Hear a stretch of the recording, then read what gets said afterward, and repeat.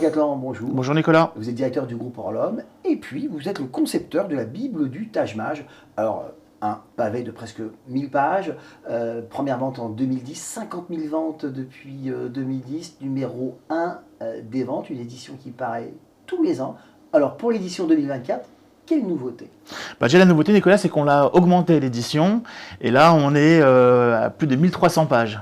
Donc c'est dire que celui qui souhaite à un moment donné bien s'entraîner, il a vraiment de quoi faire.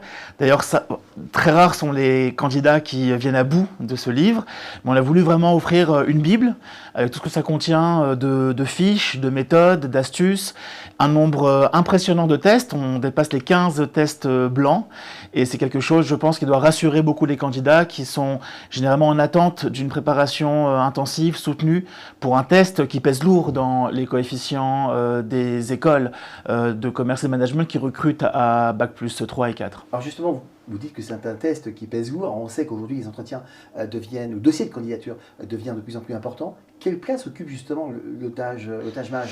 Le Taj Mahal, en fait, est devenu, pour beaucoup d'écoles, une variable d'ajustement qui ne doit pas se substituer au dossier de candidature. Donc moi, ce que je dis à tous mes étudiants, c'est qu'il faut naturellement travailler son Taj Mahal, qui va permettre de départager des candidats, mais le plus important, c'est d'avoir un très bon dossier de candidature. Et ça, je sais par exemple qu'à Orlom, c'est notre grande force, c'est qu'on arrive à accompagner les élèves justement dans leur construction de dossier. Et quand je parle de construction, c'est que ça prend du temps. Quand on reçoit des élèves par exemple en septembre ou en octobre pour des admissions qui ont lieu à partir du mois de mars, eh bien on a quand même 6, 7, 8 mois pour habiller la mariée, comme on dit, c'est-à-dire pour essayer vraiment de construire un CV qui tient la route, avec ce qu'il faut d'implication associative, de jobs qui permettent justement d'apporter un peu d'épaisseur à la partie professionnelle, de logiciels, de langues. On peut commencer à apprendre une langue vivante, par exemple. Et notre rôle à Orlom, c'est vraiment de renforcer le dossier de candidature pour que le Taj Mahal vienne vraiment sublimer le dossier. Et il ne faut surtout pas imaginer que le Taj Mahal peut faire tout le travail du candidat. D'autant plus qu'il y a un entretien de personnalité qui, au fond, aujourd'hui, est devenu un peu juge de paix, non? Absolument.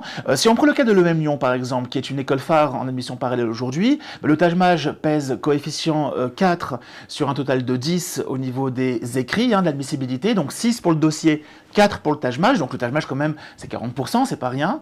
Et ensuite au niveau des oraux, l'entretien de motivation c'est coefficient 9. Donc c'est-à-dire qu'une fois qu'on sera admissible, si on rate l'entretien, c'est terminé. Alors, vous l'avez dit tout à l'heure, cette Bible 2024, 1300 pages, elle a quand même un certain coût. Au jour d'aujourd'hui, est-ce qu'il faut toujours acheter finalement une Bible, donc un document papier, alors qu'il y a tant de contenu sur le digital ou bien en appli? Je crois que les lecteurs aujourd'hui, les candidats, savent faire la différence entre du contenu en accès libre, gratuit, et du contenu qui est le fruit d'une expérience qui aujourd'hui, en tout cas en ce qui me concerne, ne me rajeunit pas. C'est plus de 20 ans de Taj Mahal aujourd'hui, et c'est une expérience qui se traduit dans cet ouvrage avec un nombre, je pense, assez impressionnant de conseils qui font leurs preuves surtout. C'est ça qui est intéressant, c'est qu'on a affaire vraiment à des conseils qui, lorsqu'on les applique de façon tout à fait je veux dire appliqué, strict pour certains conseils, parce que des fois je suis assez strict avec mes lecteurs, je leur demande vraiment d'appliquer cette méthode et pas une autre, généralement ça marche, on a vraiment de bons scores. C'est vraiment un ouvrage, je crois, qui a une place de choix aujourd'hui dans les librairies, parce que il est connu. Tous les libraires le connaissent, il est recommandé par quasiment toutes les écoles de commerce et management qui recrutent à Bac plus 3 et 4. Et c'est vrai que c'est un ouvrage qui est fiable dans le sens où les exercices que je propose et les entraînements que je propose sont très proches de ce qui tombe le jour J au Taj Mahal. Enfin, ça fait 14 ans que vous faites cette édition. Qu'est-ce qui vous motive encore à continuer tous les ans? Ce qui me motive, c'est déjà de voir que les lecteurs nous font confiance. Quand je dis nous, c'est Suzy Rama et moi-même, nous font confiance parce qu'on est arrivé quand même sur un marché, comme vous l'avez dit, avec un prix assez fort. On parle de 49 €.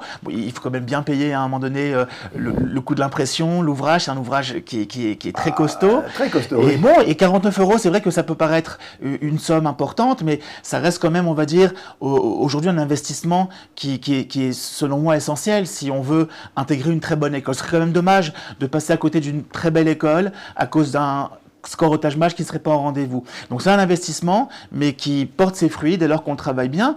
Et ce qui me motive, c'est la réussite de mes élèves. Je reçois régulièrement beaucoup de commentaires aussi de la part de mes lecteurs. Donc c'est vrai que je dis élèves, je dis lecteurs, parce que comme vous l'avez dit, je dirige le groupe Orlum Éducation qui prépare chaque année plus de 800 étudiants au Taj Mahal. Mais c'est vrai qu'on a aussi des lecteurs qui ne font pas forcément la prépa avec Orlum, parce qu'ils estiment qu'avec le livre, ça fait le taf déjà, ça fait le boulot. Et c'est vrai que on reçoit beaucoup de jolis mots, beaucoup de mails, de remerciements, et ça donne du baume au cœur. On a juste envie d'améliorer toujours la recette pour qu'à la fin, ça se passe bien pour eux. Est-ce que vous croyez que la Bible du Taj Mahal peut être achetée, consultée par un étudiant qui va passer le Taj Mahal l'année prochaine? Alors oui, c'est une tendance de fond ça, hein. Aujourd'hui, beaucoup d'élèves qui sont en licence 2 vont commencer à préparer le Taj Mahal dès la licence 2 pour deux raisons. La première raison, c'est qu'ils se disent plus tôt je m'y mets, mieux je me porte, j'aurai moins de pression qu'en licence 3, parce que le Taj Mahal, on peut le passer uniquement à partir... Enfin, on peut le passer. Le Taj Mahal est demandé à des candidats de niveau minimum licence 3, ou équivalent, hein, si on a fait une école ou un bachelor. Et là l'idée, c'est qu'en L2, on va pouvoir déjà s'acclimater, s'entraîner au Taj Mahal et prendre le temps de le découvrir un peu sous perfusion. Donc on a plein d'étudiants à Orlum qui viennent nous voir alors qu'ils sont en licence 2 et qui vont préparer le Taj Mahal sur quasiment un an et demi. Alors pour nous, je ne vous cache pas que c'est le rêve, parce qu'on peut les accompagner sur une très longue durée par rapport au dossier, et là on fait des miracles, parce qu'on peut même les aider à trouver un super stage à la fin de leur L2, on peut les aider à trouver les bons jobs, les bonnes langues à étudier, les bonnes activités associatives, et le Taj Mahal, on prend le temps de le gérer tranquillement.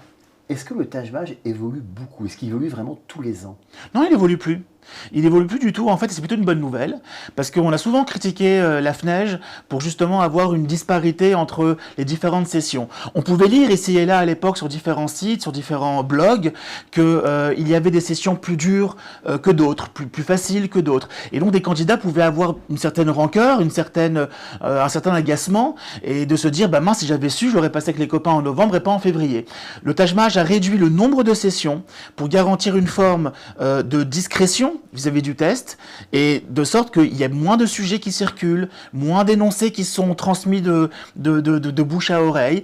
Et aujourd'hui, on peut imaginer vraiment de façon sûre que la difficulté d'un test Taj Mahal posé sur une session de novembre est la même qu'en février. Franck, dernière question, quel est le bon moment pour acheter la Bible? Le bon moment, c'est quand elle sort, parce qu'elle est souvent prise d'assaut. On a dû réimprimer plusieurs fois avec Studirama pour être sûr que cet ouvrage soit disponible. On parle quand même d'une moyenne de plus de 4000 ouvrages vendus par an, c'est beaucoup. Et c'est vrai qu'elle sort en juillet généralement, et c'est le bon timing, parce qu'on peut commencer à bouquiner durant le mois d'août, qu'on soit en L2, en L3 ou en M1. Ça permet déjà de commencer un petit peu à lire, à regarder un petit peu les exercices. Et je pense que le Taj Mahal, il y a une première étape nécessaire de digestion. On va découvrir 6 sous-tests qui n'ont rien à voir avec ce qu'on fait généralement au lycée, à la fac, en école, et c'est le moment déjà de s'acclimater. Puis après, on peut commencer à mettre le carburant, enfin vraiment à appuyer sur l'accélérateur autour du mois d'octobre, septembre, au plus tôt. Et puis là, on passe le Taj Mahal une première fois avant la fin de l'année, parce que il faut savoir qu'on peut passer le Taj Mahal 2 fois par an. Une première fois, on peut le passer en fait sur le premier semestre de l'année, donc par exemple en novembre ou en décembre, et une deuxième fois sur le second semestre de l'année. Et après, évidemment, on prend le meilleur score. Franck, à toi, merci. On va quand même rappeler que la Bible du Taj Mahal est disponible effectivement en ligne, soit sur le site de Studirama ou bien des grands vendeurs de librairies en ligne, et puis dans toutes les grandes librairies de France. Franck, à toi, merci. Merci.